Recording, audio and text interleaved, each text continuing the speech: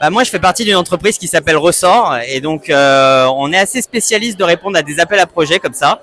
Donc on a vu une communication de Grand Paris Aménagement pour travailler sur des sujets autour de la production de logements et comment on va faire mieux en moins cher. Et nous, on fait la même chose sur la rénovation. Donc on s'est dit, bah on va y aller parce que c'est notre principe et notre raison d'être d'aller œuvrer pour des projets à impact et un peu différents de ceux qu'on voit aujourd'hui. Nous, on est aussi un peu des notaires montés sur ressort, hein.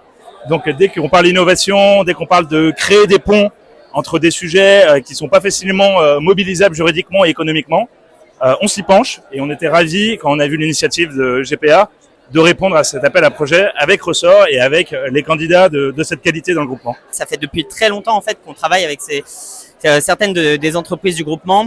Donc Synerpod qui fabrique des modules énergie, voilà, ça fait depuis très longtemps qu'on travaille avec eux, qu'on coopère avec eux et c'est surtout une question de personne. Hein. Sébastien Fournier, c'est vraiment quelqu'un de super et avec qui on sait que quand on va se lancer avec lui, il va en sortir des projets concrets d'un point de vue énergétique.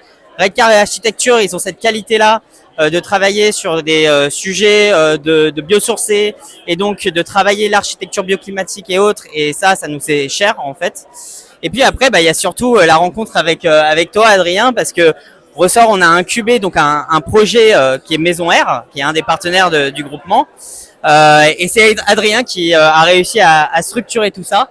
Et donc, du coup, quand on s'est lancé, on s'est dit, il faut qu'on y aille avec toi, quoi. Oui, eh bien un petit mot là-dessus, parce que Maison R, c'est quand même assez dingue. C'est une foncière d'intérêt général. C'est un fonds de dotation qui va être un démonstrateur de solidarité et de rénovation énergétique dans les territoires pavillonnaires.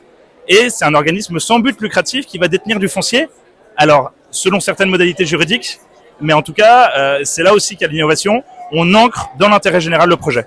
Donc nous, notre projet, il vise essentiellement des parcelles de maisons individuelles. Donc ce qu'on veut faire, c'est partir d'une parcelle de maison individuelle, on veut pouvoir rénover la maison mère et construire une maison fille et utiliser d'autres techniques et d'autres levées d'action pour justement aller vers ce moins 50% en coût de production.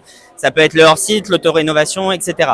Nous, ce qu'on souhaite, c'est avant tout trouver des solutions qui soient massifiables sur tout le territoire. Donc comment on veut travailler concrètement avec Grand Paris Aménagement, c'est justement trouver un site pilote où on va aller expérimenter l'ensemble de ces solutions et ensuite voir comment ça peut être réplicable partout sur le territoire de Grand Paris, bien sûr, mais également ailleurs au national.